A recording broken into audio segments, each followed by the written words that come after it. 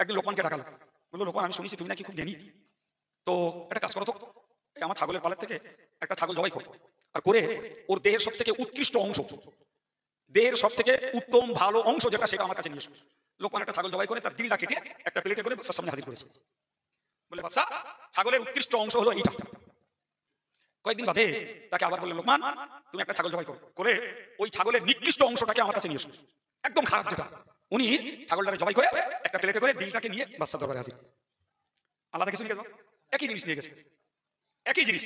বাচ্চা বলে লোকমান এই শুনেছি তুমি নাকি খুব জ্ঞানী, এই তোমার জ্ঞান, আমি উৎকৃষ্ট অংশ চাইলাম তাও দিয়ে আনলে, আর নিকৃষ্ট অংশ চাইলাম তাও দিয়ে আনলে। লোকমান হাকিম বলেছিলেন বাদশা নামদার, বোকা আপনি হতে পারেন আমি বোকা নই। সুবহানাল্লাহ বলেন। আপনি বোকা হতে পারেন আমি বোকা নই। আমি যে অংশটুকু নিয়ে এসেছি আপনার কাছে, আপনি নিশ্চিত করে জানুন এই অংশটা যদি কারোর ভালো থাকে তাহলে তার গোটা দেহটি ভালো, এই অংশটা যদি কারোর খারাপ হয়ে যায় তার গোটা দেহটি হয়ে যায় খারাপ। একবার জোরে বলুন সুবহানাল্লাহ। সুতরাং এই অংশটাই উৎকৃষ্ট আর এই অংশটাই নিকৃষ্ট। কোরআন শরীফে মহান আল্লাহ একটি আয়াত পাকে জানিয়েছেন যে আজকের যে মানুষগুলো অজনসিহত শোনার পরেও তাদের জীবনের পরিবর্তনের কথা ভাবে না, জীবনটাকে আল্লাহ এবং রসুলের জন্য গড়ার চিন্তা ভাবনা যারা করে না, এই মানুষগুলি একটা সময়ে তারা কোরআন সুন্নাহর আলোকে নিজেদের জীবনটা তৈরি করতে রাজি হবে। সময়টা হলো ইজা জা আহাদাহুমুল মাউত, প্রত্যেকটা মানুষের মৃত্যু যখন ঘনিষ্ঠ হবে, মরণ যখন চলে আসবে, মরণটাকে সামনে থেকে মানুষ দেখতে পাবে, মরণের কিছু নিদর্শন কিছু সিগন্যাল তার সামনে ফুটে উঠবে। ওই সময় মানুষ বলবে লাআল্লি আমালু সলিহান, আমি ওই আমলগুলো এবার রব্বির জিউনি, আল্লাহ আপনি আমাকে ফেরত দেন। কোথায় ফিরবে? তো আমি আমার যৌবনকালে সুস্থ জীবনে ফিরতে চাই। আচ্ছা বলেন, একজন বৃদ্ধ মানুষ তিনি যদি ৮০ বছর বয়সে পৌঁছে একটা তসবিহ হাতে নিয়ে যদি বলেন লাইতা শাবাবা ইয়াউদ, যদি যৌবনকাল ফিরত, যদি যৌবনকাল ফিরত, যদি যৌবনকাল ফিরে আসত, এই একই কথা বলে বলে বলে বলে যদি তসবির দানা টানে, সত্যি কি কারোর যৌবনকাল ফিরবে বাবা? ফিরবে না। এখন যে লোকটা বৃদ্ধ বয়সে পৌঁছে যে যৌবনকালে ফিরতে চাইছেন, তার আশা যেমন পূরণ হয় না, যে লোকটা মরণ দুয়ারে পৌঁছে যে বলবে রব্বির জিউনি, আল্লাহ তুমি আমাকে ফেরত দাও, কোথায় ফিরবে বান্দা? তো বান্দা তখন বলবে আমি আমার যৌবনকালে ফিরতে চাই, আমার শক্তির হালাতে ফিরতে চাই, আমার বুদ্ধির অবস্থাতে আমি ফিরতে চাই, আমি আমার জ্ঞানের হালাতে ফিরতে চাই। কেন, কি জন্য ফিরবে? তো বান্দা বলবে লাআল্লি আমালু সলিহা ফিমা তারাকতু, আমি ইতিপূর্বের শক্তি সমর্থ বুদ্ধি জ্ঞান যখন টনটনে ছিল সেই পিরিয়ডে যে আমলগুলো করিনি, তুমি একবার ফেরত দিলে আমি এইবার যে সেই আমলগুলো করব। এটি প্রত্যেকটা আমল হারা মরণমুখী মানুষের কথা। আবার বলছি, প্রত্যেকটি আমল হারা মরণমুখী মানুষের কথা। আচ্ছা বলে, যদি ৮০ বছর বয়সে যৌবনকালে ফিরতে ইচ্ছা হয়েও ফেরা না যায়, তাহলে মরণ দুয়ারে পৌঁছে যেয়ে ফের যদি যৌবনকালে কেউ ফিরতে চায় আল্লাহ দেবেন বলে মনে হয়? কিন্তু কথাটা কোরআনের। মানুষ ওই আশা ব্যক্ত করবে যে আল্লাহ আমি মরণকালে এ আল্লাহ আমি যৌবনকালে ফিরতে চাই। আমার আল্লাহ তার জবাবে বলবেন কাল্লা, কখনোই না। আজকে তুমি যৌবনকালে ফিরতে চাইছো নেক আমল করবে বলে, কিন্তু একবার ভেবে দেখো তো, আওয়ালাম নুআম্মিরকুম মা ইয়াতাযাক্কারু ফীহি, আমি কি তোমাদেরকে বয়স দেইনি যে বয়সে তুমি ইচ্ছা করলে উপদেশ গ্রহণ করতে পারতে? এ বয়স কি আমি তোমায় দেইনি? মান তাযাক্কারা, যিনি উপদেশ নিতে চান তার জন্য তো আমি একদিকে যেমন পাঠিয়েছিলাম ভীতি প্রদর্শক, ভয় দেখানেওয়ালা মানুষদের, যারা কবরের আযাবের ভয়, জাহান্নামের ভয়, পুলসিরাতের ভয়, হাসরের দিনের ভয় তোমাদেরকে দেখিয়েছিল, শুনিয়েছিল, অথচ তোমরা সেই পিরিয়ডে জ্ঞান নাওনি। তখন তোমরা উপদেশগুলোকে গ্রহণ করোনি, বরং তোমরা তখন উপেক্ষা করেছিলে ওই জ্ঞানগুলোকে। ভাইরা আমার, কোরআন শরীফে আল্লাহ বলেছেন ওমান নুআম্মিরুহু নুনাক্কিসুহু ফিল খালক আফালা ইয়াকিলুন। আল্লাহ বলেছেন আমি যার বয়স বাড়িয়ে দেই তার সৃষ্টিতে কিছু উল্টো পরিস্থিতি সৃষ্টি করে দেই। আমরা সচরাচর গ্রামের মানুষ বলি মানুষ বুড়ো হয়ে গেলে ছেলে মানুষ হয়। এই হানা বলে বাচ্চা কাচ্চা যেমন কিছু মানে অতিরিক্ত আবদার করে, অবুঝে না বুঝে এমন কিছু আবদার করে যে আবদারগুলো বাপ মার পক্ষে মেনে নেওয়া কষ্টকর হয়। তো একটা মানুষ যখন বৃদ্ধ হালাতে পৌঁছে যায় তার অবস্থাটাও হয় ওইরকম বাচ্চা ছেলের মতো। আল্লাহ বললেন আফালা ইয়াকিলুন, এরপরেও কেউ মানুষ বোঝে না? এ তুমি ছিলে একটা সময় শিশু, তোমার তখনকার যে হাল ছিল, মাঝখানে তোমার যৌবনের দুপুরটা কেটে গেছে, এরপরে আবার তোমার জন্য আসছে ওই শিশুকালের মতো অবস্থা, অথচ বয়সটা তোমার বেশি, অথচ বয়সটা তোমার বেশি। সুতরাং তুমি বৃদ্ধ হালে অধিক বয়স পেলে তোমার হাল হবে শিশু বাচ্চার সমতুল্য, তোমার পরিস্থিতিটা উল্টে যাবে। এরপরেও তুমি বোঝো না। সম্মানিত ভাইরা আমার, আজকে দেশ জুড়ে অজনসিহত চলছে। এই এত অজনসিহতের পরেও সমাজের যে সমস্ত জ্ঞানী ছেলেরা, জ্ঞানবতী মায়েরা, যারা ধর্মপথে ফিরতে চান না, আমলের জীবন যারা গঠন করতে চান না, কোরআনের এই আয়াত তাদের জন্য আর একবার ভাবতে বলছে যে মানুষ যখন মরণ দুয়ারে পৌঁছে যায় তখন যৌবনকালে ফিরতে চায়, কিন্তু আল্লাহ এক কথায় বলে দেন কখনোই ফেরানো হবে না। ভাই, কোরআন শরীফ খুললে, হাদিস শরীফ খুললে আমরা দেখতে পাই মানুষ যখন মরণটাকে কাছ থেকে দেখতে পায় তখন তার ঈমান এবং তওবা কোনোটাই কবুল হয় না। একটা মানুষের ঘড়ঘড়ানি চলছে,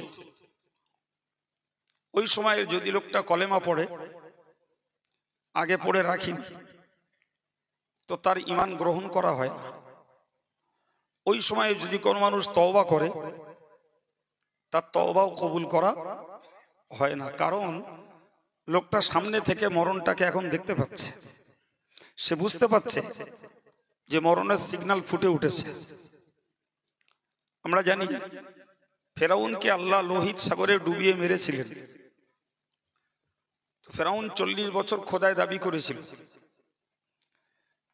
40 বছর পরে যখন সেই ফেরাউন পানিতে ডুবে চুবে মরতে যাচ্ছে তখন বলেছিল আমানতু বিল্লাযী আমানাত বিহি বানু ইসরাঈল, আমি ওই জাতের উপরে ঈমান আনছি যার উপরে ঈমান এনেছিল বনি ইসরাইল জাতিরা। কিন্তু তাফসীর কারকেরা বলেছেন ফেরাউনের ঈমান আল্লাহর কাছে গ্রহণযোগ্য হয়নি, কারণ তার নাকে মুখে যখন পানি ঢুকছে তখন তো সে স্বাভাবিকভাবেই তার মৃত্যুর সিগন্যাল পেয়েই গেছে। অতএব তার কলেমা পড়া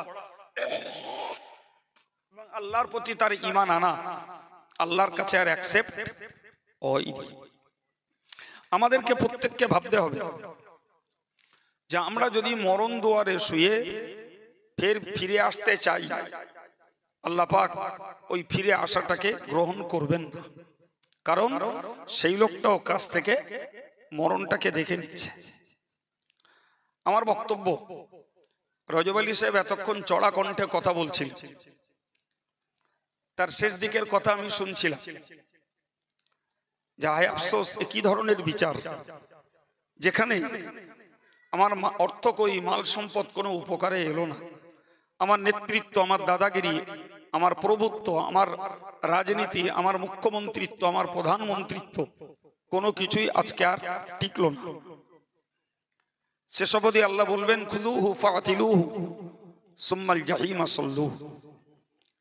আল্লাহ বলেছেন ওকে ধরো আর জাহান্নামের ভিতরে ঢোকাও, জাহান্নামে প্রবেশ করাও। অন্য বর্ণনায় আসছে ইলা সাওয়াইল জাহিম, দোজখের মাঝখানটায় ঢুকিয়ে দাও। ভাই নির্দেশ আল্লাহর, পাকড়াও করবেন, অ্যারেস্ট করবেন ফেরেশতারা। এই কথাগুলো কোরআনের, এগুলো রজব আলী সাহেবের কি আব্দুল কাইয়ুমের কোনো বানানো কথা নয়।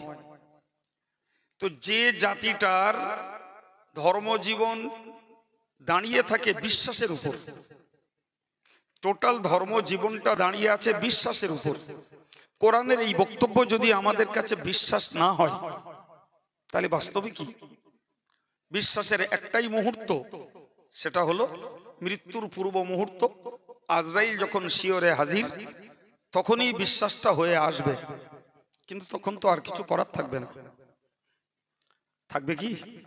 কিচ্ছু করার নেই আর।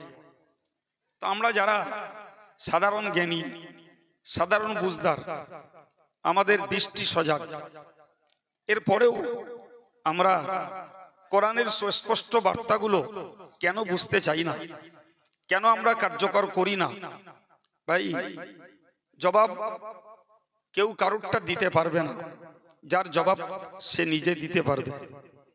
কাউকে যদি ইন্ডিভিজুয়ালি পার্সোনাল জিজ্ঞাসা করা হয়, ভাই তুমি ধর্ম করো না কেন, নামাজ পড়ো না কেন, তুমি শরীয়তের সঠিক পথে চলো না কেন, ভাই এক পিস মানুষেরও সন্তোষজনক উত্তর দেওয়ার ক্ষমতা নাই।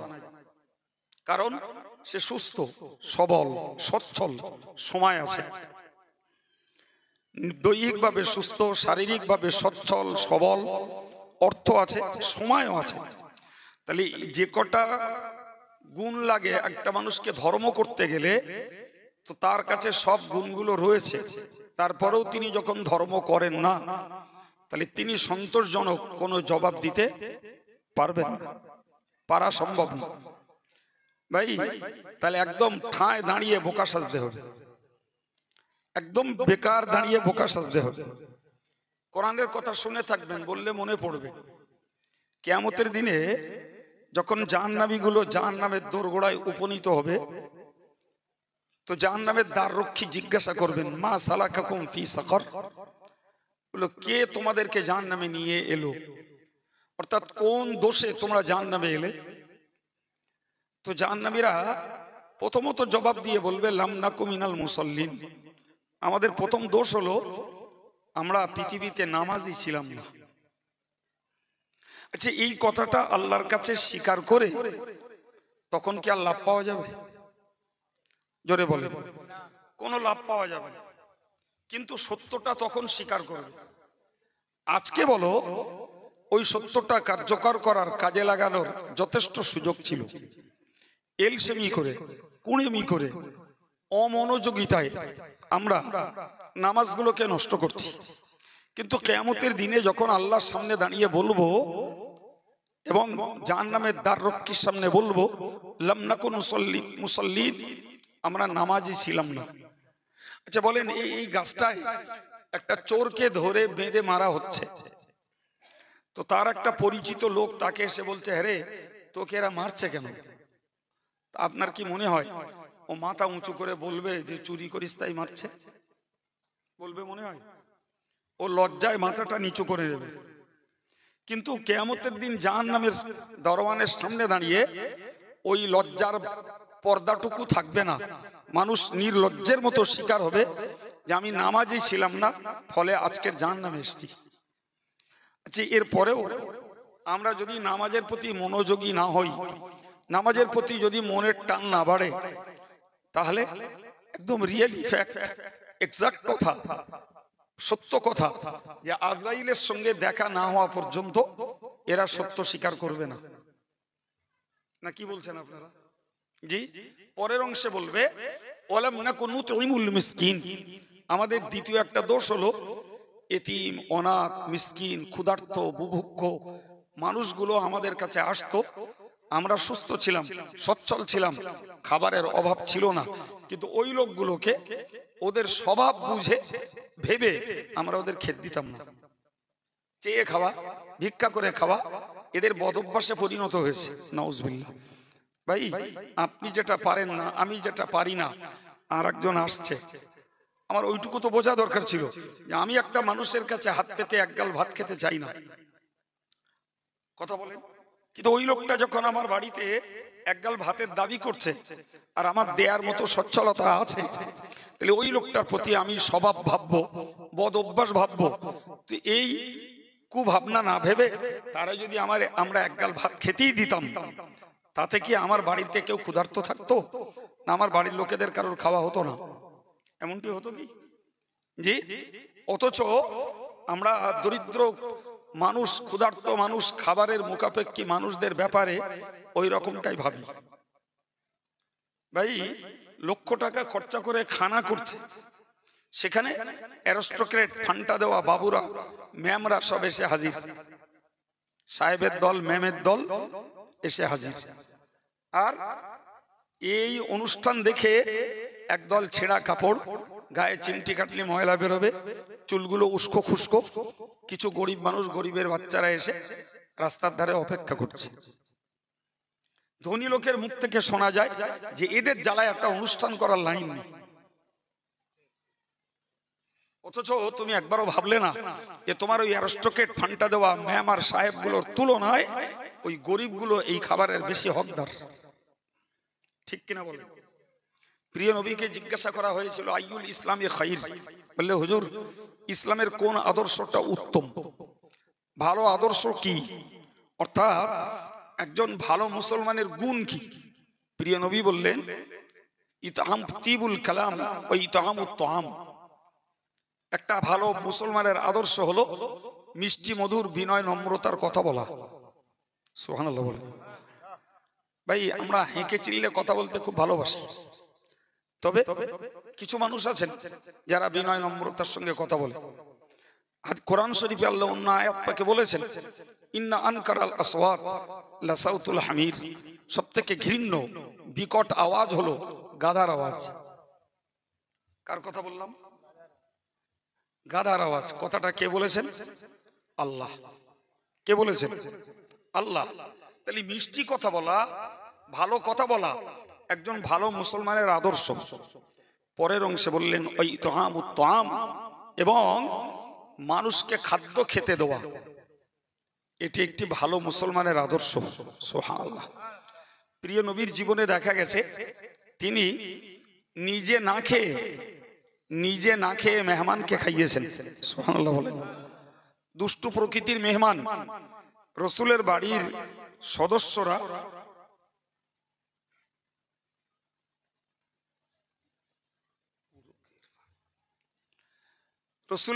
সদস্যরা না খেয়ে থাক, নাউজুবিল্লাহ বলেন। এই ভেবে হুজুরের বাড়িতে যতটুকু খানা ছিল, ভদ্রলোক শুধু ওই হিংসায় সবগুলো খেয়েছে। রসুল তাও তাকে দিতে কুণ্ঠিত বোধ করেননি। সুবহানাল্লাহ। ও আমার বাড়ির মেহমান, ওর পেটে জায়গা থাকলেও খেয়ে নিক, তাতে আমার বাড়িতে কারোর খাওয়া না হোক, তাও বি আচ্ছা। এটা ছিল রসুলুল্লাহর অতিথি আপ্যায়ন, মেহমানের জন্য খাতির তাওয়াজু করা। প্রিয় ভাই আমার, তো রসুলুল্লাহকে দেখা গেছে নিজে না খেয়ে মেহমানদের খাইয়েছেন। অথচ আমার বাড়ি একটা ভিখারি এলে, আমার খানা বাড়ি যদি 10টা গরিব মানুষ আসে, আমরা তাদেরকে বঞ্চিত করে মেয়ামার সাহেবদের যত্ন করি।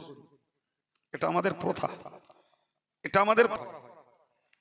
তো আমি সমীক্ষায় দেখেছি সেখানে যদি কারোর পোশাক পরিচ্ছদ ভালো না থাকে, তার যদি হাল হয় ভিন্ন ধরনের, তাকেও ইফতারিতে বসতে দেওয়া হয় না। অথচ সে রোজাদার। রোজাদার ভাই, তাহলে ক্ষুধার্ত মানুষকে যদি খাবার থেকে আমার সুবিধা সুযোগ থাকতেও যদি আমি বঞ্চিত করি, তাহলে ওটাও জাহান্নামে যাওয়ার একটি কারণ। শুনুন না, কোরআন শরীফে আল্লাহ বলেছেন, আর ইতাল্লাযী ইউকাযযিবু বিদ্দীন। আল্লাহ নবীকে বললেন, নবী তুমি ওই লোকটাকে দেখেছো? আমার দিকে তাকান, ওই লোকটা কি দেখেছো? কোন লোকটাকে? আল্লাহ নিজে বলছেন, আর ইতাল্লাযী ইউকাযযিবু বিদ্দীন ফাযালিকাল্লাযী ইয়াদউল ইয়াতীম। যে লোকটা এতিমদেরকে, অনাথদেরকে হাঁকিয়ে দেয়, তাড়িয়ে দেয়। নাউযুবিল্লাহ বলে। ওয়ালা ইয়াহুদ্দু আলা তুআমিল মিসকিন। যারা নামাজি মানুষ তারা অনেকেই এই সূরাটাকে জানেন। জি, ওয়ালা ইয়াহুদ্দু আলা তুআমিল মিসকিন। ওই লোকটা দেখেছো নবী, যে লোকটা এতিমদেরকে তাড়িয়ে দেয়, তাদেরকে খাবার খেতে দিতে উৎসাহ দেয় না, তাদের খাবার খাওয়াতে সে কোনোদিন আহ্বান করে না, বরং হাঁকিয়ে দেয়, তাড়িয়ে দেয়। ভাই আমার, তাহলে এ থেকে বুঝতে পারা যায় ক্ষুধার্ত মানুষকে খেতে না দেওয়া মহা অপরাধ। বরং নিজে খেতে দেব, প্রয়োজনে আর 5টা মানুষকে খাওয়াতে বলবো। এটি কোরআনের ভার্সন, কোরআনের বক্তব্য। তো এটাও জাহান্নামে যাওয়ার একটি কারণ যদি আমরা ক্ষুধার্তদেরকে খেতে না দিই। ভাই প্রসঙ্গত আমি আপনাকে বলি, আজকের আমাদের যে সমস্ত আবাসিক মাদ্রাসাগুলো চলে ভাই, সেখানে যথেষ্ট পরিমাণে দরিদ্র ছাত্রছাত্রীরা থাকে না, কি বলছেন? মাদ্রাসায় খুব বেশি ধনী ঘরের ছেলেমেয়েরা পড়ে না, পড়ে না ভাই। যদিও মেয়েদের মাদ্রাসাগুলোতে আংশিক ধনী ঘরের মেয়েদের পাওয়া যায়, যেহেতু মেয়েদের মাদ্রাসার পরিমাণ বেশি নয়, তাই অনেক ধনী ঘরের মেয়েদের ইচ্ছা থাকে একটু মেয়েটাকে দিন শেখাবো, এই সূত্রে দেয়। কিন্তু ছেলেদের মাদ্রাসার পরিমাণ যেহেতু বেশি, ধনী ঘরের ছেলেরা খুব বেশি মাদ্রাসায় পড়তে যায় না। ভাই আমি অন্য জায়গার কথা না বলে আমি জামিয়ার কথাই বলছি। একটা ছেলের পিছনে আমার মাসে খরচ হয় 2000 টাকা। ছেলেটি খরচা দেয় হার্ডলি 500 টাকা, 600 টাকা, 700 টাকা, এর বেশি নয়। তাহলে বলতে পারা যায় 1/3 তারা দেয়, আর 2/3 এই মানুষের কাছ থেকে দান করিয়ে তাদেরকে যোগান দিতে হয়। আর এটা হলো যদি 600 ছাত্র থাকে, তাহলে 200 ছেলে ওই 500, 600, 700 দেয়, বাকি 400 ছেলে দেয় না। কথা বুঝতে পারছেন কি? ওরা এমনি ফ্রি। ভাই আমাদের সমাজে যদি গরিব ভিখারিরা ভিক্ষা করতে এলে তাদেরকে যদি আমরা না খাওয়ালে, এটা যদি জাহান্নামের কারণ হয়, তাতে যদি না খাওয়ালে এটা যদি আল্লাহর গজবের কারণ হয়, তাহলে মনে রাখবেন আবাসিকভাবে যে সমস্ত দরিদ্র ছাত্র ছাত্রীরা মাদ্রাসাগুলো বদ্ধ হয়ে পড়ে আছে, ভাই এদের খাওয়ানোর পিছনেও সহযোগিতা করা ইমানদার মুসলমানের একটা ডিউটি। কথা বুঝতে পারছেন না? আলহামদুলিল্লাহ, যদিও সে ডিউটি আমরা বিভিন্ন জনে বিভিন্ন ভাবে পালন করি বলেই দেশের রেসিডেন্স প্রতিষ্ঠান যেগুলো, অর্থাৎ আবাসিক যেগুলো রেসিডেন্সিয়াল, আবাসিকভাবে যেখানে ছেলে মেয়েরা থাকে, তাদের খাদ্য খোরাক, চিকিৎসা, অনেক দরিদ্রদের পোশাক পরিচ্ছদ আপনাদের মতো মানুষদের দানের বিনিময়ে চলে। কিন্তু পার্সোনালি ক্ষুধার্ত মানুষগুলো বাড়ি এলে তখন দেওয়ার লোক কম, দরজাই খোলে না। আবার কিছু মানুষ আছে, আচ্ছা যাও বাবা তুমি পাড়া ঘুরে এসো, দুপুরে আমার বাড়ি এসে খাবে। জি, এরকম অনেক পরিবারও আছে। জি ভাই আমার, আমি আপনাকে কি শোনাচ্ছি?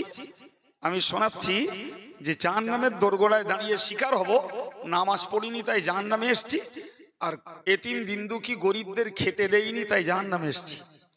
আচ্ছা কথাটা সত্যি কি বিবেকের কাছে লজ্জার নয়? হ্যাঁ না বলেন? বিরাট লজ্জার, বিরাট লজ্জার। এর পরের অংশে আবার বলছি, ওকুন্না নাখুদু মাআল খাইদিন। হে জাহান্নামের দারোয়ান, আমরা জাহান্নামে এসেছি। তার 3 নম্বর কারণ হলো অন্য লোকেরা যে কাজে ডুবতো আমরাও তাতে ডুবেছিলাম। ফর এক্সাম্পল নন মুসলিম যারা, অমুসলিম যারা, এরা ডুবে শেরকে। একদল মুসলমানও ডুবছে শেরকে, তারা ডুবে আছে দেবদেবীদের পূজা অর্চনায়। আমার মুসলিম সমাজের একদল ডুবে আছে পীর অলিদের মাজারে যে মাথা ঠোকায়। আমি এই এখন এলাম একটা মুসলিম জায়গায়, দেখলাম বেশ ভালোই নাচ গান আর কাওয়ালি হচ্ছে। এই এখন এই আমি এই দিক দিয়ে এসছি, তার মানে আশপাশই হবে। জায়গার নাম বললি কালাবাদ ধরবেন আমার, বলে আমরা কাওয়ালি দিস্তা, তুমি বড় গোবরা গিয়ে বললে কেন? অথচ আমি জায়গাটা চিনি, বিলক্ষণ জানি। সেখানে কাওয়ালি ভক্ত কিছু লোক আছে, কিন্তু কাওয়ালি ভক্ত লোক আছে কাওয়ালি দিচ্ছে বলে সেখানে বলো কাওয়ালি ভক্তের ঘরের ছেলেরা শুধু নেই, কাওয়ালি ভক্ত নয় তাদের ছেলেরাও সেখানে হাজির আছে।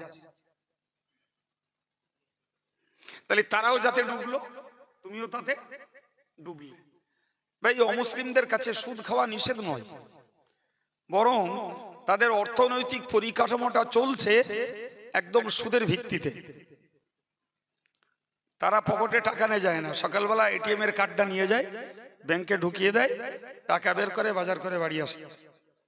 ওতে কত সুদ আর কত প্রিন্সিপাল মূলধন ওসব দেখার ব্যাপার তাদের নয়। আমি রিয়েলি বলছি নন মুসলিমদের এমন কোনো বিজনেস নেই যাতে সুদের সম্পর্ক নেই। আমার কথা বুঝতে পারছো?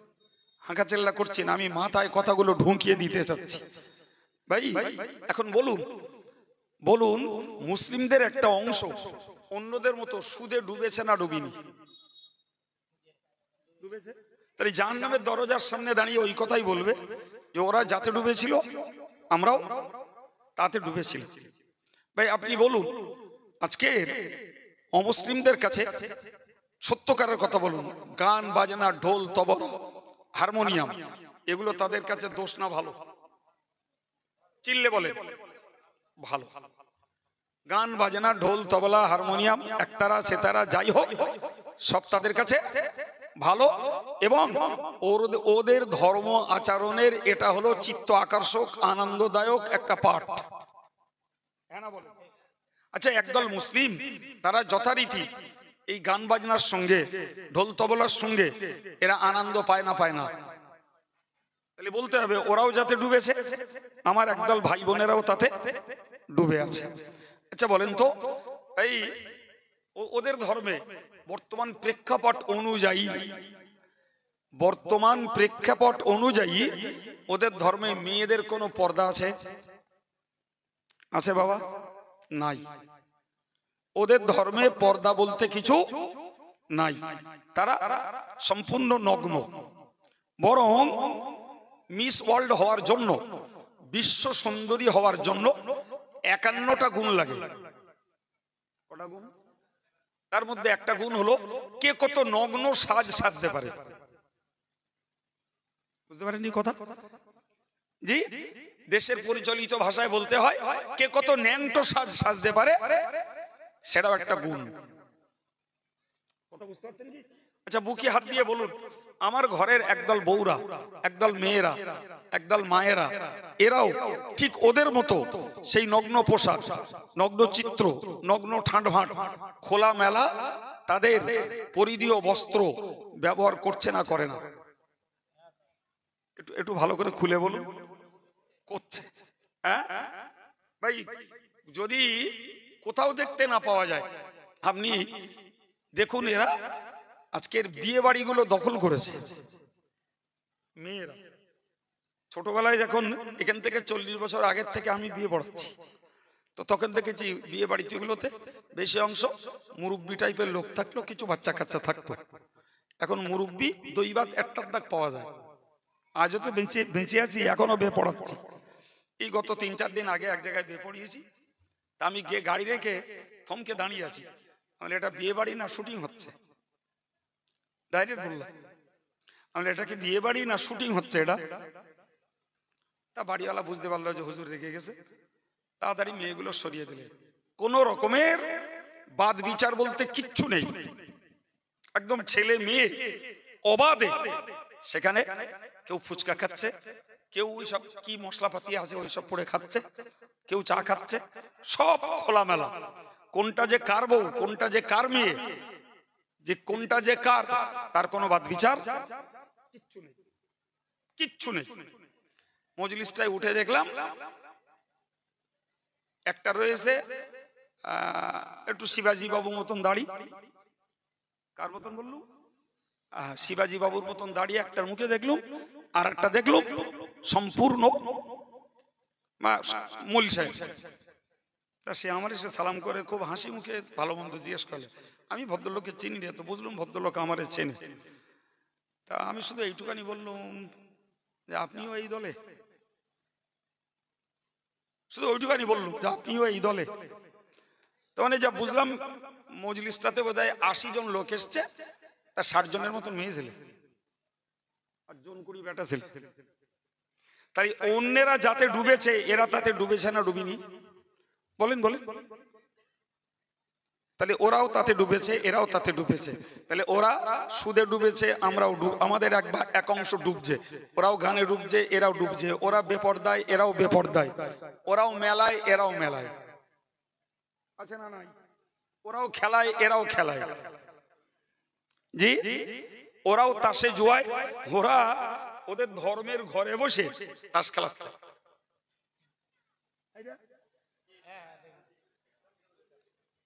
একদম। তাহলে নিশ্চয়ই ওটা ওদের কাছে একটা সওয়াবের কাজ। নাউজুবিল্লাহ। তাই ওরা ধর্মের ঘরে বসে করছে। ভাই আমাদের এখনো একটুখানি নাক লজ্জা আছে বলে ধর্মের ঘরে আমরা যাইনি, তবে ধর্ম ঘরকে কেন্দ্র করে সাইডে আমাদের মেলাগুলো আছে না নাই? জি, তাহলে ওরাও যাতে ডুবছে, এরাও তাতে ডুবছে। ভাইরা আমার, আমি কোরআনের বাস্তবমুখী তাফসীর শোনাচ্ছি আপনাদের। কোরআন বলল যে যে আমরা জাহান্নামীরা বলবে আমরা জাহান্নামে এসেছি, আমাদের অপরাধ হলো আমরা, ওরা যাতে ডুবতো, বলেন বলেন, আমরাও তাতে ডুবতাম। কোরআনের এই স্পষ্ট বায়ানের পর যদি আমার ঘরের ছেলেরা, আমার ঘরের মেয়েরা, তারা যদি বিবেক দিয়ে না ভাবে, তা রজব আলী সাহেব চিল্লে কি করবে, আর আমি গল্প বলি বা কি করব? বলেন কি করব? ওই গোড়ায় বলেছি বলো সব সেরে যাবে কখন বলেন দিন? কি বলেছি গোড়ায়? আজরাইলের সঙ্গে দেখা হলি, ঘর ঘড়ানি চাপলি, সব সেরে যাবে, আর তখন বিশ্বাস হবে। জি ভাই, যদি লেখাপড়া শিখে কম্পিউটারের যুগে, স্যাটেলাইটের যুগে, অ্যারস্টোকেটের যুগে, লাইফ স্টাইলের যুগে যদি এরকম করে অ আ ক খ পড়ানোর মতন যদি শেখাতে হয়, তাহলে আমাদের এই বিদ্যা বুদ্ধি চাতুরতার কোনো দাম আছে বাপ? কিচ্ছু দাম নেই, কোনো মূল্য নেই। আপনি অবাক হয়ে যাবেন। জাহান্নামীরা শেষ অবধি বলবে অকুন্না নুকাদ্দিবু বিয়াউমিদ্দিন। ও জাহান্নামের দারোয়ান, আরো একটা অভ্যন্তরীণ কথা বলছি। আলেমরা যখন আমাদের কাছে বলতো কিয়ামতের দিন হবে, বিচারের দিন হবে, প্রতিদান দিবসের দিন হবে, পুরস্কার অথবা তিরস্কার দেওয়ার দিন আসবে, আমরা আদাতে ওইগুলোকে শুনতাম বটে কিন্তু বিশ্বাস করতাম না। কিয়ামতের দিনের ব্যাপারে আলেমরা বলতো, কিন্তু আমরা কি বলেছি বলে বিশ্বাস করতাম না, বরং বলতাম মনে মনে ওটা মিথ্যা কথা। নাউজুবিল্লাহ। আমি বলি নাই, কোরআন বলছে নুকাদ্দিবু বিয়াউমিদ্দিন, আমরা প্রতিদান দেওয়ার দিনটাকে, পুরস্কার অথবা তিরস্কার দেওয়ার একটা দিন আল্লাহ নির্ধারণ করেছেন, এটাকে আমরা মিথ্যা মনে করতাম। হায় রে হায়, আপনি বলেন না এইটাকে মিথ্যা মনে করার কোনো জায়গা আছে? আপনি নরমাল একটা জিনিস বুঝুন, একদম নরমাল। ভাই আমাদের ছেলে মেয়েরা কি আমাদের ঘরের এই মজলিসে বসা অনেক যুবকেরা স্কুলে পড়ে, তো বছর শেষে তাকে একটা পরীক্ষা দিতে হয়।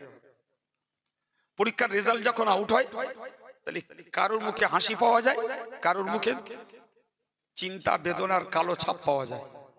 তাহলে যে হাসে সে পায় পাস সার্টিফিকেট, আর যার চেহারাটা বিষণ্ণ কালিমাখা দেখায় সে পায় ফেল সার্টিফিকেট। তাহলে এক বছর পরীক্ষার পরে আমাকে যখন একটা ভালো আর মন্দের রেজাল্ট পেতে হয়, তাহলে আমি অবাক হয়ে যাই, বিচারের দিনটাকে, কিয়ামতের দিনটাকে অবিশ্বাস করি কোন বিবেকে? যে আমি 80 বছর পৃথিবীর এই পরীক্ষার হলে কাটাচ্ছি, 70 বছর কাটাচ্ছি, এটা পরীক্ষার হল। কিতাবে এসেছে আর দুনিয়া দারুল ইমতিহান, দুনিয়াটা হলো পরীক্ষার হল। কিসের হল বাবা? আমরা হলাম পরীক্ষার্থী, দুনিয়া পরীক্ষার হল। তাহলে আমরা 60, 70, 80 বছর বয়স ধরে যে পরীক্ষা দিলাম, তাহলে এই পরীক্ষার রেজাল্ট আমাদের নিতে হবে না? এটা কোন দেশের কথা? এটা কোন বিবেকের বিচার যে আমি পরীক্ষার রেজাল্ট নেবো না? 1 বছর পরে পরীক্ষার রেজাল্ট পাচ্ছি, পাস অথবা ফেল সার্টিফিকেট, ফেল মার্কশিট পাচ্ছি। তাহলে আমার কিয়ামতের দিনে এই 60 বছর, 70 বছর, 80 বছরের সার্টিফিকেটটা দেওয়া হবে। তাহলে এটাকে অবিশ্বাস কোন যুক্তিতে করি? কি গো, অবিশ্বাস করার কোন জায়গা আছে? নেই। তাহলে কিয়ামতের দিনে কোন লজ্জায় আল্লাহকে বলবো, জাহান্নামের দারোয়ানকে বলবো কুন্না নুকাদ্দিবু বিয়াউমিদ্দিন, আমরা এই বিচার দিবসটাকে, প্রতিদান দেওয়ার দিনটাকে, এই সার্টিফিকেট দেওয়ার দিনটাকে মূলত মিথ্যা মনে করতাম। নাউজুবিল্লাহ বলেন। হাত্তা আতানাল ইয়াকিন, শেষ পর্যন্ত হাত্তা আতানাল ইয়াকিন, সেই নিশ্চিত দিনটাই আমাদের কাছে এসে গেছে। অর্থাৎ আমরা সেই নিশ্চিত দিনে পৌঁছে গেছি। এখন তো আর মিথ্যা বলার কোনো জায়গা নেই। ভাই, আমি এই কথাগুলো আপনাদের কাছে শোনাবার পরে আমি একটু অন্য অজ আপনাদেরকে এবার শোনাবো। এই কথাগুলো শোনাবার পরে আপনাদের নিশ্চিত একটা স্বচ্ছ ধারণা তৈরি হওয়া উচিত যে আমরা বর্তমান বিশ্বে যেটাই করছি সবকটাই একান্তভাবে মন গড়া এবং আল্লাহর কাছে নিরুত্তর হওয়ার মতো অপরাধ করছি। এর মধ্যে যারা ভালো আছে আছে। সম্মানিত ভাইয়ের আমার, আল্লাহর কোরআন জানিয়েছে, মনে রাখুন, আমি আল্লাহ তোমাদেরকে জানিয়ে দিলাম লা তা'মাল আবসার, ওরে আমার বান্দা বান্দি তোমরা মনে রাখো, এরা চোখে অন্ধ নয়, কানে এরা কালাও নয়। আবার বলছি, এরা যে হেদায়েত হয় না, আল্লাহর পথে এরা যে ফেরে না, এরা চোখেও অন্ধ নয়, এরা কানেও কালা নয়। আমরা অন্ধ? কথা বলেন। আমরা কালা? বলেন বলেন। মোটেই নয়। আমার আল্লাহ বললেন লা তা'মাল আবসার, ওরা চোখে অন্ধ নয়। অন্য আয়াতে বলেছেন ওরা কানে কালাও নয়। কিন্তু মনে রাখা দরকার, ঘুমন্ত ব্যক্তির ঘুম ভাঙানো সহজ, কিন্তু ঘুমের ভান যে করে তাকে ডেকে তোলা সম্ভব নয়। আমার সমাজের অপরাধীগুলো, আমার সমাজের ধর্মহারা যুবক যুবতীগুলো, এরা ঘুমিয়ে নেই বাবা, এরা ঘুমের ভান করে রয়েছে। সুতরাং রজব আলী সাহেব চিল্লাবে না, কাইয়ুম সাহেব জ্ঞানের কথা বলবে, নাকি ফুরফুরার কোনো পীরের বাচ্চা এসে এদের কাছে কথা শোনাবে, কিংবা এরা গজল শিল্পী দিয়ে মন ভরে সুর আর স্বর শুনবে, কিন্তু কোনোটাতেই এদের লাইফ স্টাইল একদলের চেঞ্জ হবে না। কারণ এরা তো আদাতে কালা নয় রে বাবা, এরা আসলে এরা অন্ধ নয় তো, এরা চোখে দেখছে, কানে শুনছে, এরা ঘুমিয়ে নেই, এরা জাগ্রত, এরা ঘুমের ভান করছে। কে ডেকে তুলবে এদের? যতই গভীর ঘুমুক, জি যতই গভীর ঘুমুক, ভাই ঘুমন্ত ব্যক্তির জন্য একবার দুবার তিনবারের ডাক যথেষ্ট। বিশ্বাস করুন, আমি তো রাত জাগা মানুষ, ঘুমুই, আমার দরজাটা খুললে আমার ঘুম ভেঙে যায়। আজকে দুপুরবেলা 50 মিনিট শুইছি, একদম ঘড়ি ধরা 50 মিনিট, অতি শোয়া, অতি ঘুম, অতি জাগা। তো একটা ছাত্র এসে আমার পায়ে হাত দিয়েছে, অতি ঘুম ভেঙে গেছে ওইটুকুতে। তাহলে ঘুমন্ত ব্যক্তির ঘুম ভাঙানো সহজ, কিন্তু আমি যদি ঘাপটি মেরে থাকি, কে জাগাবে বলুন দিন? জাগাবে একটা জিনিস, সেটি হলো আমার জীবন হরণের কোনো কারণ যদি ঘটে। ফর এক্সাম্পল, এক টুকরা আগুন আমার গায়ে দেওয়া হোক, কেরম ঘাপটি মেরে থাকো দেখা যাক। পারবে কেউ? হ্যাঁ, আল্লাহ তো সেই ব্যবস্থাই করে রেখেছেন। মান্দা, তুই এখন ঘুমের ভান করে আছিস, তোর জন্য জাহান্নামের আগুন তৈরি করা আছে। 3000 বছর জ্বালানো আছে। কত বছর? জোরে বলেন, কত বছর? মানুষ জ্বালায়নি, আল্লাহর নির্দেশে ফেরেশতারা জ্বালিয়েছে। 3000 বছর। জি সম্মানিত ভাইরা আমার, ওই আগুন যখন স্পর্শ করবে, স্বাভাবিকভাবেই ঘাপটি মেরে থাকা জেগে ঘুমানো লোকগুলোর ঘুম তো ভেঙে যাবে, কিন্তু করার কি আছে? আমার আল্লাহ কোরআনে বললেন, ও বান্দা তোমরা মনে রাখো, যারা ধর্ম আচরণ করো না, কোরআন সুন্নাহর পথে যারা চলো না, তোমরা মনে রাখো আমি আল্লাহ তোমাদেরকে জানিয়ে দিলাম, তোমরা চোখে অন্ধ নাও, কানে কালা নাও, ওয়ালাকিন তা'মাল কুলুব আল্লাতী ফিস সুদূর, বরং তোমরা আসলে কলবে অন্ধ। কোথায় অন্ধ? কলবে অন্ধ, বিবেকে অন্ধ, বিবেচনায় তোমরা অন্ধ। তোমরা চোখে অন্ধ নও, তোমরা কানে কালা নও, তোমাদের বিবেকটা অন্ধ হয়ে গেছে, তোমাদের বিবেচনাটা মরে গেছে, জাগ্রত নেই। জি ওই রজব আলী সাহেব একটা কথা বলছিলেন না, হয়তো বললেই আপনাদের মনে পড়বে, দুবার তিনবার কথাটা বলেছে, বলেছে বিকলবিন সালিম। মনে পড়ছে কি? হ্যাঁ, উনি মানে করেছেন নীরব অন্তর। তাও মনে আছে আপনাদের? নীরব অন্তর। ভাই তিনি সময়ের অভাবে হোক আর ওই সাবজেক্টে কথা না বলার জন্যই হোক, তিনি শুধু নীরব অন্তরের ব্যাখ্যা দিয়েছেন, বুনের ফুরে ফুবুর ফারাস ফাঁকি মারার রোগ। নাকি ভুল বলছি মনে হচ্ছে আমি? হ্যাঁ জি, আমি ছোট্ট করে ওর ব্যাখ্যা দিই। ভাই অন্তরের প্রথম রোগ হচ্ছে মুনাফিকের রোগ। কিসের রোগ? জোরে বলেন, কিসের রোগ? মুনাফিকের রোগ। আর এই মুনাফিকি হলো এটাই, এদিকে আমি আল্লাহকে বিশ্বাস করার দাবি করছি আর ওদিকে আল্লাহর বিরোধী কাজ করছি, এটাই মুনাফিক। আল্লাহকে আমি বিশ্বাসের দাবি করছি, বলো আমি মুমিন, আমি মুসলমান, আর আমার কাজগুলো বলেন বলেন আল্লাহর হুকুমের বাইরে। বাস এটাই হলো নাম্বার 1 মুনাফিকি। আল্লাহ কোরআনে বলেছেন ফি কুলুবিহিম মারাদুন ফাযাদাহুমুল্লাহু মারাদা, যাদের অন্তরে রোগ রয়েছে, তথা যাদের অন্তরে মুনাফিকি আছে, যাদের অন্তরে কপটতা আছে, যাদের অন্তরে রয়েছে এক রকমের বিশ্বাস আর কাজ হচ্ছে আরেক রকম, আমার আল্লাহ বললেন ফাযাদাহুমুল্লাহু মারাদা, এদের কাছে যতই কোরআনের বয়ান শোনানো হোক না কেন, যতদিন যায় ততই ওদের মুনাফিকি বেড়ে যায়। দেখেন না, আমরা চিল্লাচ্ছি পর্দা করো পর্দা করো পর্দা করো, সত্যিকারের বুকে হাত দিয়ে বলুন দিন, সংখ্যা অনুপাতে পর্দা বেড়েছে না বেপর্দা বেড়েছে? আমরা বলছি সুদ খেও না, সুদ খেও না, সুদ খেও না, লোক সংখ্যা অনুপাতে সুদখোর বাড়ছে না কমছে? আমরা বলছি গান শোনো না, গান শোনো না, গান শোনো না। ভাই আজকের মোবাইলের যুগে, স্মার্টফোন, অ্যান্ড্রয়েড সেটের যুগে গানের পরিমাণ কি পরিমাণ বেড়েছে তা কল্পনা করা যাবে না। আল্লাহ বললেন এদের অন্তরে আসরে রয়েছে মুনাফিকির রোগ, যার কারণে যতই ওদের কাছে কোরআনের বয়ান শোনানো হচ্ছে ফাযাদাহুমুল্লাহু মারাদা, ওদের অন্তরের ওই রোগ আরো বাড়ছে। এই উপলব্ধি কার? আমার আপনার না, স্বয়ং আল্লাহর উপলব্ধি। আল্লাহ দেখে বলছেন যে এদের অন্তরে কি বাড়ছে? জোরে বলেন কি? মুনাফিকি বাড়ছে।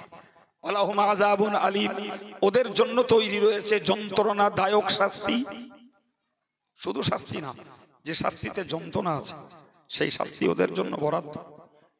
তাহলে এত ওয়াজ নসিহত, এত কিছু শোনার পরেও যদি আমাদের ভিতরকার এক শ্রেণীর মানুষের পরিবর্তন না হয় বাবু, তাহলে আসল রোগ কোথায়? তাড়াতাড়ি বলেন।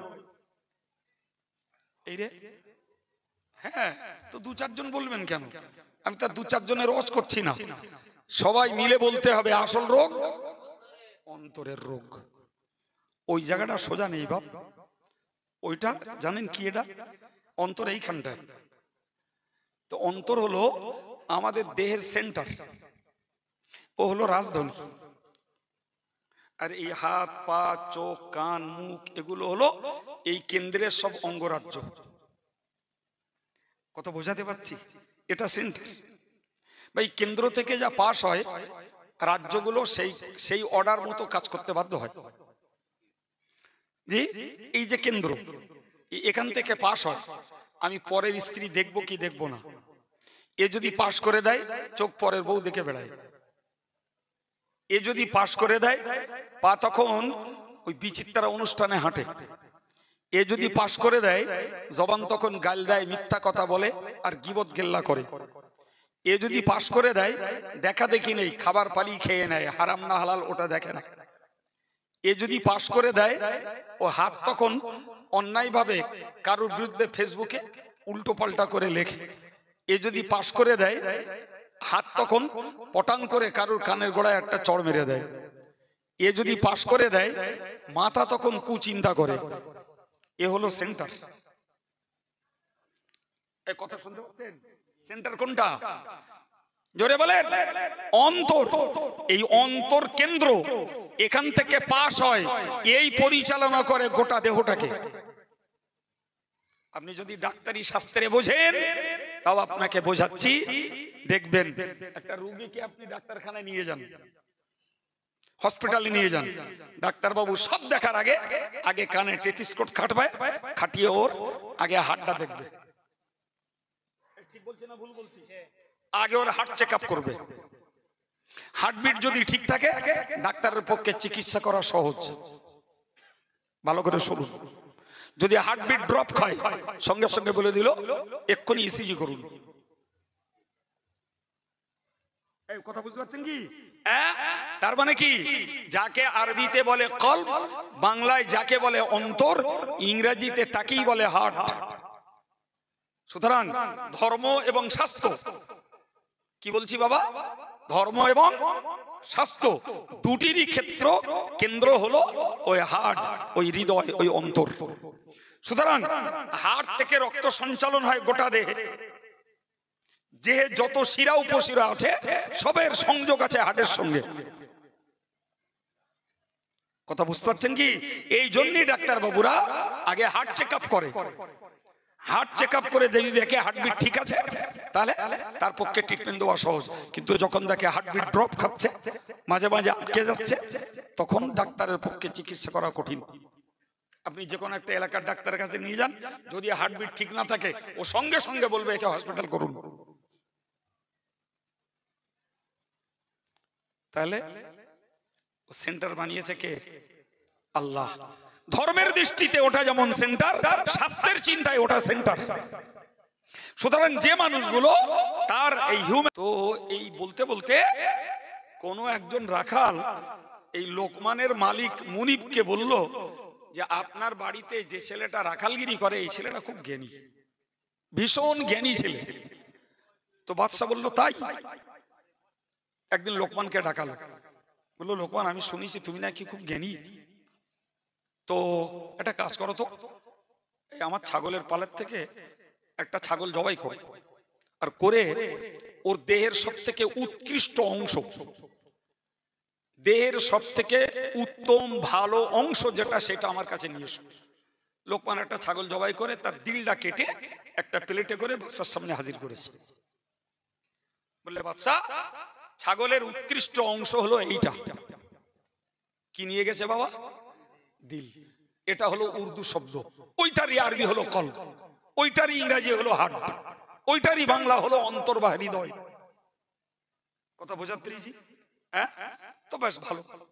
তাহলে লোকমান এইটা সব থেকে উৎকৃষ্ট অংশ, উত্তম অংশ? বললে জি। কয়েকদিন বাদে তাকে আবার বললেন লোকমান তুমি একটা ছাগল জবাই করো, করে ওই ছাগলের নিকৃষ্ট অংশটাকে আমার কাছে নিয়ে এসো, একদম খারাপ যেটা। উনি ছাগলটারে জবাই করে একটা প্লেটে করে দিলটাকে নিয়ে বাদশার দরবারে হাজির। আলাদা কিছু নিয়ে গেছে, একই জিনিস নিয়ে গেছে, একই জিনিস। বাদশা বললে লোকমান এই শুনেছি তুমি নাকি খুব জ্ঞানী, এই তোমার জ্ঞান? আমি উৎকৃষ্ট অংশ চাইলাম তাও দিল আনলে, আর নিকৃষ্ট অংশ চাইলাম তাও দিল আনলে। লোকমান হাকিম বলেছিলেন, বাদশা নামদার, বোকা আপনি হতে পারেন, আমি বোকা নই। সুবহানাল্লাহ বলেন। আপনি বোকা হতে পারেন, আমি বোকা নই। আমি যে অংশটুকু নিয়ে এসেছি আপনার কাছে, আপনি নিশ্চিত করে জানুন, এই অংশটা যদি কারুর ভালো থাকে তাহলে তার গোটা দেহটি ভালো।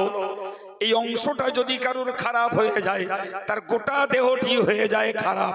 একবার জোরে বলুন সুবহানাল্লাহ। সুতরাং এই অংশটাই উৎকৃষ্ট আর এই অংশটাই নিকৃষ্ট। একটা গরু ছাগল জবাই করুন, যদি ওর দিলে দেখেছেন পোকা, ওর দিলে যদি দেখেছেন কোন পচন, আপনি নিশ্চিত মনে রাখুন ওই গরুটা সুস্থ ছিল না। বিশ্বাস হয়? একদম ওই গরুর গোশতটা খাওয়াও ঠিক না। ওটা খেলে মানব দেহে রোগ তৈরি হবে। জি, ব্যবসাদার যারা, তারা কেটে বাদ দিয়ে বসে থাকে। 30,000 টাকা, 40,000 টাকা, 50,000 টাকা দামের গরু ও জবাই করেছে, করে দেখছে গোটা দিলটাই পচে গেছে, তো কি করবে? দিলটা ফেলে দেবে, বাকি ফ্রেশ গোশত আমরা খরিদ্দাররা কিনে খাবো। কথা বুঝতে পারেন না? জি, সম্মানিত ভাইরা আমার, আমি আপনাকে কি বোঝাচ্ছি, লোকমান হাকিমের এই জ্ঞানের বার্তা শুনে বাদশা নামদার তাকে রাখালগিরি থেকে মুক্ত করে দিলেন। বললেন, লোকমান, তোমার মতন জ্ঞানী মানুষকে রাখালগিরি করানো আমার ভুল হয়েছে। সুবহানাল্লাহ। জি ভাই, বিশ্বনবী মুহাম্মদুর রাসূলুল্লাহ সাল্লাল্লাহু আলাইহি ওয়াসাল্লাম কি চ্যাম্পিয়ন বললেন, কি চ্যাম্পিয়ন কথা রাসূলুল্লাহ বলেছেন। আলা ইন্না ফিল জাসাদি মুদগা, হুজুর বলেছেন, ওগো আমার উম্মতে মুসলিমা, প্রত্যেকটা মানব দেহে একটা গোশতের টুকরা রয়েছে। ইজা সালাহাত সালাহাল জাসাদু কুল্লুহু, ওই গোশতের টুকরাটি যদি ভালো থাকে, ওই গোশতের টুকরাটি যদি সংশোধিত থাকে, তাহলে গোটা দেহটি তার ভালো। জোরে বলুন। পরের অংশে বললেন, ওই ইজা ফাসাদাত ফাসাদাল জাসাদু কুল্লুহু, ওই গোশতের টুকরাটি যদি নোংরা হয়ে যায়, গোশতের টুকরাটি যদি নাপাক হয়ে যায়, ওই গোশতের টুকরা যদি নষ্ট হয়ে যায়, গোটা দেহটি তার বিনষ্ট বলে গণ্য। বলার পরে শেষ অংশে নবী বললেন, আলা ওয়াহিয়াল কলব, ও সাহাবীরা, ওগো উম্মতে মুসলিমা, তোমরা মনে রাখো, ওই গোশতের টুকরাটি হলো অন্তর। কি প্রমাণ হচ্ছে বাপ? মন ভালো তার সব ভালো, মন খারাপ তার সর্বনাশ হয়ে গেছে। আমাদের আসলে কলবে, আমাদের দিলে আগুন লেগেছে, আমাদের দিলগুলো অন্ধ হয়ে গেছে। সুতরাং কানের পর্দা ভেদ করে ইয়ার ড্রামে যে কথা লাগছে, কিন্তু ও কথা ধরা থাকে না। চোখ ভরে নয়ন ভরে দেখছি, তারপরেও শিক্ষা নেওয়া যায় না। আসলে সেন্টারে পাস হয় না। কোথায় পাস হয় না? কলবে পাস হয়। সুতরাং ও কথা ধরবে কি করে, কিভাবে ধরবে? সুতরাং ভাইরা আমার, এই এত কিছু অজনসিহতের পরেও আমাদের যাদের মধ্যে পরিবর্তন নেই, ভাই, এদের সর্বনাশ হয়েছে অন্তরে। ওতে শুধু ফারাস ফাঁকি মারার রোগ না, বরং শরীয়ত বিরোধী যাবতীয় কাজের রোগ ওর ভেতরে ঢুকে রয়েছে। সেই সঙ্গে ঢুকে আছে ওতে হিংসা, সেই সঙ্গে ওতে ঢুকে আছে অহংকার, সেই সঙ্গে ওতে ঢুকে আছে দুনিয়ার প্রতি অতিরিক্ত লোভ, সেই সঙ্গে ওতে ঢুকে আছে অন্যায় কাজের জেদ, সেই সঙ্গে ওর মধ্যে ঢুকে আছে পরের ভালো দেখতে না পারার বদ স্বভাব, ওর মধ্যে ঢুকে আছে। এখন বলুন না কেন এতগুলো জঞ্জাল, এতগুলো আবর্জনা যার ভিতরে রয়েছে, ওই অন্তর কেমনে সে দেহের অঙ্গগুলোকে ভালো কাজের পথ দেখাবে? বাবা দেখাবে। একটি হাদিস বললে বুঝে যাবেন। হযরত হুযায়ফা রাদিয়াল্লাহু আনহু, নবী পাক সাল্লাল্লাহু আলাইহি ওয়াসাল্লামের একজন চিন্তাশীল সাহাবী, অত্যন্ত চিন্তাশীল একজন সাহাবী, তিনি বলছেন, সামি'তু রাসূলুল্লাহি সাল্লাল্লাহু আলাইহি ওয়াসাল্লাম ইয়াকুল, হুজুর বলেছেন, হুজুর বলেছেন যে, উনি বলছেন, হুজুর বলেছেন, আমি শুনেছি নিজে কানে। জোরে বলুন সুবহানাল্লাহ। কি বলেছেন? কথা হলো এটাই, তুরদুল ফিতানু আলাল কুলুবি, কথা হলো মানুষের কাছে পরীক্ষার বিষয়ে ফেলা হবে, মানুষের কাছে পরীক্ষার বিষয় ফেলা হবে। আমার দিকে তাকান, গাড়ি বেরিয়ে গেছে। মানুষের কাছে পরীক্ষার বিষয় ফেলা হবে, একদম সহজ ভাবে বুঝে নেন। পরীক্ষার বিষয় মানে একদিকে সত্য, একদিকে মিথ্যা। সত্য বললি 10 টাকা হারিয়ে যাবে, মিথ্যা বললি 10 টাকা আয় হবে। একদিকে ভালো কথা, আর একদিকে গাল। ভালো কথা বললে সব হবে, গাল দিলে রাগ মিটবে, গোনা হবে। জি, একদিকে একটা হালাল প্রদর্শনী, দেখলে সব আছে, যেমন বাপ মার চেহারা, একজন হাক্কানি খোদাভীরু আলেমের চেহারা। ঠিক আর একদিকে একটা পর স্ত্রী, পর কন্যার চেহারা, এটা দেখলে সব, ওইটা দেখলে পাপ। জি, একদিকে হালাল রোজগারের রাস্তা, আর একদিকে হারাম রোজগারের রাস্তা। এই যে প্রতিটি ক্ষেত্রে দুমুখী করে বিষয় আমাদের সামনে আছে, একদম প্রত্যেকটা ক্ষেত্রে। আপনি এখানেই দেখুন, আলহামদুলিল্লাহ, এই মানুষগুলো তারা এখানে বসে কোরআন হাদিসের বায়ান শুনছে, আর পাশ থেকে উঠে পর্যন্ত আওয়াজ পাচ্ছি তারা ওখানটায় পাপ জড়ো করছে। তাহলে এই লোকগুলোরও বলো দিল মন আছে, এরা ইচ্ছা করলে ওখানে যেতে পারতো, আর ওরাও ইচ্ছা করলে এখানে আসতে পারতো, ঠিক কিনা বল? হ্যাঁ, তাহলে এই যে দুমুখী, আমি মজলিসে বসবো না মেলায় যাব, দুটো রাস্তা। কথা বোঝা যাচ্ছে বাপ? প্রিয় নবী বললেন এটাই হলো মানুষের কাছে পরীক্ষার বিষয়। তুই বান্দা এই ডান দিকের রাস্তা নিবি না বাঁ দিকেরটা নিবি, তুই সবেরটা নিবি না পাপেরটা নিবি, তুই সত্যটা নিবি না মিথ্যাটা নিবি, তুই হালালটা নিবি না হারামটা নিবি, তুই জেকেটটা নিবি না গালটা নিবি, তুই কোরআন শুনবি না গান শুনবি। প্রত্যেকটা ক্ষেত্রে দুটো করে রাস্তা, প্রত্যেকটা ক্ষেত্রে। জি, আল্লাহ পাকের নবী বললেন এমন কাল হাসিরি উদান উদা। আমাদের মেয়েরা চ্যাটাই বনে দেখেননি? রাসূল ১৫০০ বছর আগে ওই চ্যাটাই বোনার উদাহরণ দিয়েছেন। মায়েরা চ্যাটা বনে একটার পর একটা পাতা জোড়ে, তবে হয় চ্যাটা।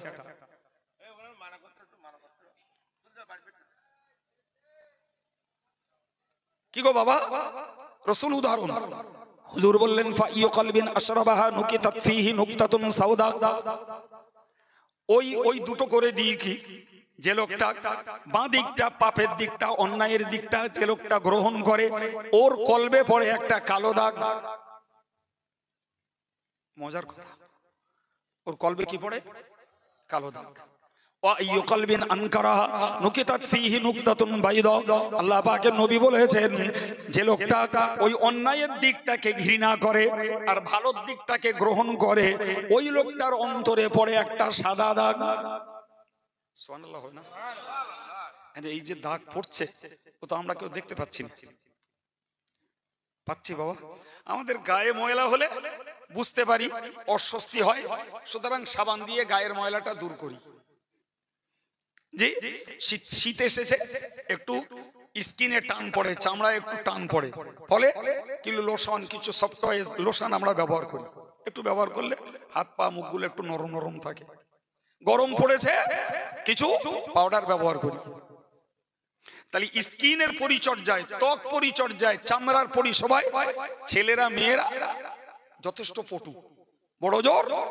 ওই মাঠে খাটা লোক যারা বাবা, ওদের অত লোশন, অত ক্রিম, অত পাউডার কেনারও পয়সা নেই, মাখারও সময় নেই। ওই ওই ওই সর্ষের তেল উই গায়ে, উই মুখী, উই মাথায়, উই পায়। কথা বলছেন না কেন? আর যারা লাইফ স্টাইল করে, তাদের মুখের আলাদা, হাতের আলাদা, পার আলাদা, গার আলাদা। ভুল বলছি মনে হচ্ছে না? হ্যাঁ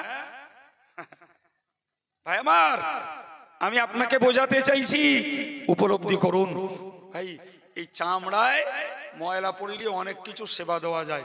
আমায় একটু বলবেন বাবা, পৃথিবীর বিজ্ঞানীর ল্যাবরেটরি আছে, ডাক্তারের ল্যাব আছে, একটু বলুন দিন ডাক্তারের কাছে যে আমি সেই সাবালেক জীবন থেকে নামাজ পড়িনি, ওর কালো দাগ অন্তরে পড়েছে, মদ খেয়েছি, কালো দাগ অন্তরে পড়েছে। জুয়া খেলিয়েছি, কালো দাগ অন্তরে পড়েছে। গাল দিয়েছি, কালো দাগ অন্তরে পড়েছে। সুদ খেয়েছি, কালো দাগ অন্তরে পড়েছে। বেপরদায় ঘুরেছি, আমার কালো দাগ অন্তরে পড়েছে। তাস পিটিয়েছি, কালো দাগ অন্তরে পড়েছে। এরূপ ভাবে চেতনা নেকির কাজ বাদ দিছি আর পাপের কাজ করেছি, সব একটা করে কালো দাগ অন্তরের উপরে পড়েছে। কিছু বলা যাচ্ছে বাপ? হ্যাঁ, এখন আপনি বলেন দিন, 15 বছর বয়স থেকে এই দাগ পড়তে আছে। 15 বছর বয়স থেকে আজকে 30, 35, 40, 50, 60 যার যেমন বয়স পৌঁছেছে বাবা, ওই কালো দাগ পড়তে পড়তে একটুখানি অন্তর, ওই কলার মশার মতন ওইটুকখানি, বুঝতে পারেননি তো? সে আর ভালো আছে বলে মনে হয়? ভালো তো নাই, উপরন্ত এক পর্দা না কয়েক পর্দা দাগ তার উপরে পড়ে রয়েছে। ও ভাই, ওই যে কল্প, ওর মধ্যেই থাকে ঈমান। কি থাকে ওর মধ্যে? ঈমান একটা জ্যোতি, সুবহানাল্লাহ বলে। ঈমান একটা আলো। আপনি ধরে নেন কল্প একটা চিমনি, কি বলেছি বলেন? কল্প একটা চিমনি, আর ওর ভিতরে জ্বলছে ঈমানের বাতি, সুবহানাল্লাহ। ভাই, আমার বয়সের লোক যারা, তারা নিশ্চিত শিকার হবেন। আমরা ছেলেবেলায় পড়াশোনা করেছি টেমি নাই হারকেনের আলোয়। এই সত্যি বলছি, হয় টেমি না হলে হারকেনের আলোয়। তা আমার পরিবারের কথা বলি, আমার মায়ের কড়া নির্দেশ ছিল, কড়া নির্দেশ, 3 পড়ি, আসরের নামাজ পড়তে হবে। পড়ে ওই একটু ঘোরোফেরো যাই করো, মগরিবের আগে এসে চিমনি মুছে আলো ধরিয়ে নামাজ পড়তে হবে। নামাজ পড়ো, বাতিটা যোদ্ধাও পড়তে বসো। ক্লাস 3-তে পড়ি, যদিও 2-তে পড়ি, তখন থেকে নামাজ পড়ি। আমার ভালো মনে আছে ক্লাস 3-র কথা। মাগরিবের আগে যদি চিমনি না মুছেছি তাহলে মার পাওনা আছে। চিমনি মোছো, আলো জ্বালাও, নামাজে দাঁড়াও, নামাজ শেষ করো, কোরআন শরীফ পড়ো, বাংলা বই নিয়ে বসো। ভাই, এখন আপনি বলুন, আমি ওই চিমনিটা মুছবো না, চিমনিটা না মুছে আমি বাতিটা জ্বালাবো। চিমনি যেহেতু মোছা নয়, ওর গায়ে ময়লা লেগে আছে। বাতি যতই তুলি, ও আলো বাইরে বেরোবে না, আলো অন্ধকার হবে। একদম অ্যাজ ইট ইজ ওইটাই। ঈমানের জ্যোতি যাদের চোখে পৌঁছায়, ও চোখ হারাম পথে ব্যয় হয় না।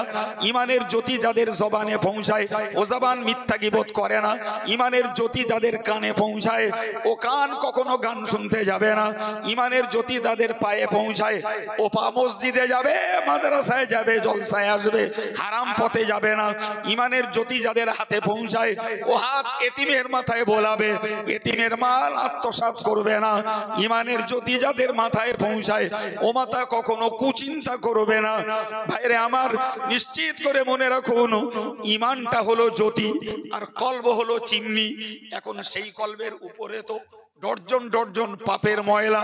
এখন ঈমান যত জ্যোতিষ্ক হোক না কেন, ভাইরে আমার, কলবের গায়ে যখন চারিদিকে পাপের দাগ আর ময়লা, ও আলো বাইরে কেমনে বেরোবে?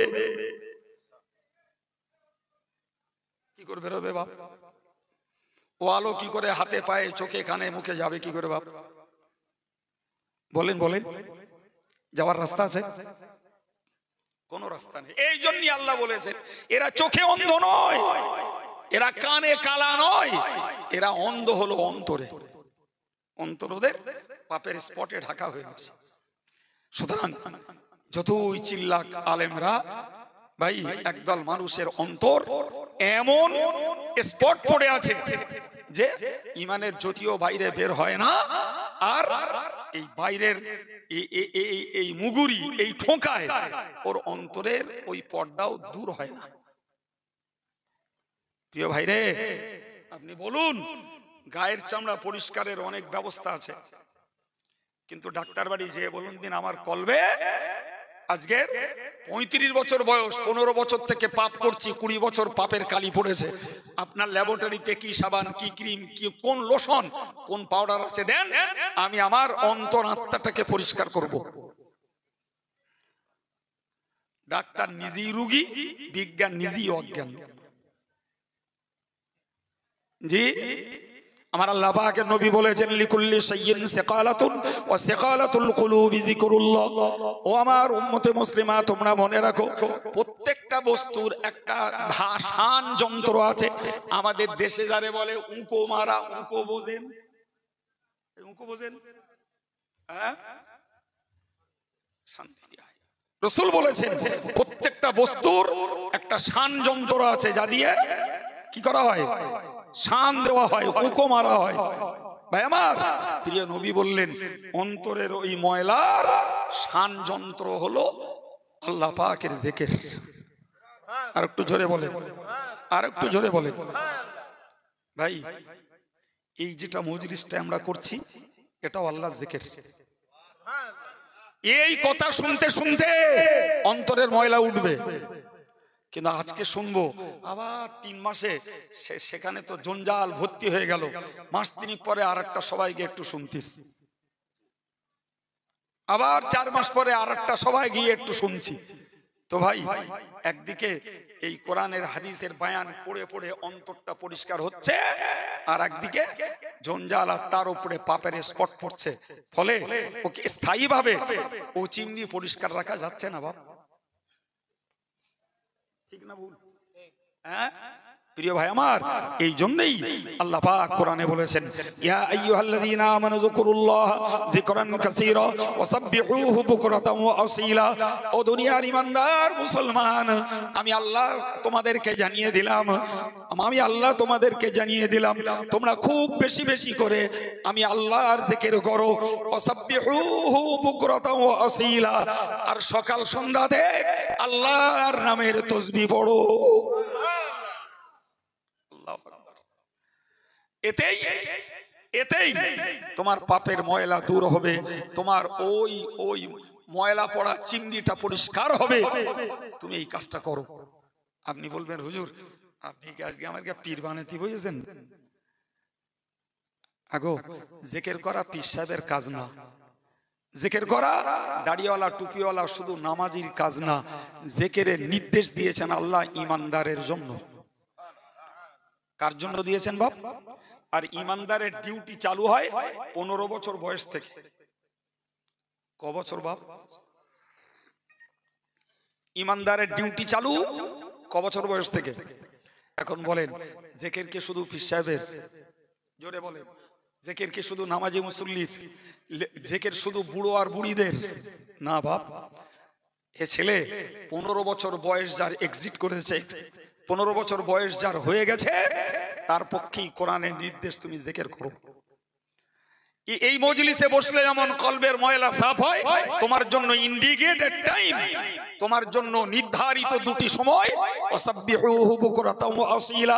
তুমি সকালবেলাতে ঘুম ছেড়ে ওঠো, কিছুক্ষণ বসো, তুমি বলো সুবহানাল্লাহ, তুমি বলো আলহামদুলিল্লাহ, তুমি পড়ো লা ইলাহা ইল্লাল্লাহ, তুমি পড়ো আল্লাহু আকবার।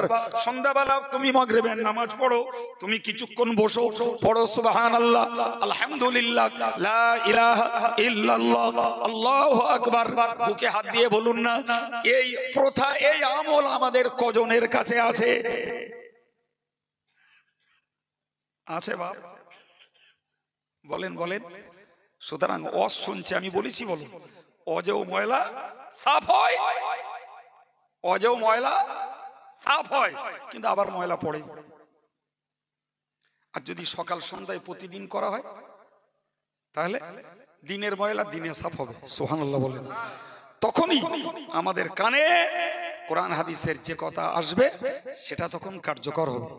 আচ্ছা বলেন না, আমি আলোচনা ছাড়বো। জি বলেন, জোয়ান যুবক ছেলে মেয়ে কে পারে না আল্লাহ আল্লাহ বলতে? কে পারে না সুবহানাল্লাহ বলতে? কে পারে না আলহামদুলিল্লাহ লা ইলাহা ইল্লাল্লাহ আল্লাহু আকবার বলতে পারে না? কে বাপ? সবাই পারে। জি গাদা ওয়াজ, গাদা কিছু সব শুনেছি, আর আমি আজকের প্রথম থেকে আলোচনা করে এসে আমাদের মূল রোগটাকে আপনাদের ধরাইয়ে দেওয়ার চেষ্টা করেছি। মূল রোগ কোথায় বাবা? অন্তরে। আর এই অন্তরের এই ময়লা আবর্জনা পরিষ্কার করার জন্য উত্তম উঁকো হলো আল্লাহ আল্লাহ আল্লাহ আল্লাহ সুবহানাল্লাহ আলহামদুলিল্লাহ লা ইলাহা ইল্লাল্লাহ আল্লাহু আকবার। আপনি প্লেন পড়তে পারেন, কাটা কাটাও পড়তে পারেন।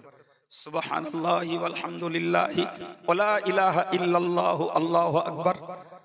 জি, আমাদের একদল বুজুর্গরা মোহাব্বত বাড়ানোর জন্য সুর দিয়ে ধরিয়েছে, সুবহানাল্লাহ আলহামদুলিল্লাহ লা ইলাহা ইল্লাল্লাহ, সুবহানাল্লাহ আলহামদুলিল্লাহ লা ইলাহা ইল্লাল্লাহ, আল্লাহু আকবার। একই বাক্য, আলাদা না বলো, একই। একটা কাটা কাটা, একটা প্লেন টানা, আর একটা সুর ধরে টানা। জি, তো আমি আপনাদের কাছে বুড়ো রজ করতে বসিনি, পীর সাহেবের রজ করতে বসিনি, কোরআনের রজ করেছি। যে আমার ভাইয়েরা, মায়েরা, যুবকেরা, একটু চলতে ফিরতে উঠতে বসতে, বাবা কিচ্ছু না পারিস তো একটু মুখে আল্লাহ বলাটা শিখদিন, শুধু আর কিচ্ছু শিখতে হবে না, শুধু আল্লাহ বলাটা মুখে শেখ। ওতেই তোর অন্তরের চিমনির ময়লা উঠবে। আল্লাহ বোঝার তৌফিক দেন, বলুন আমিন।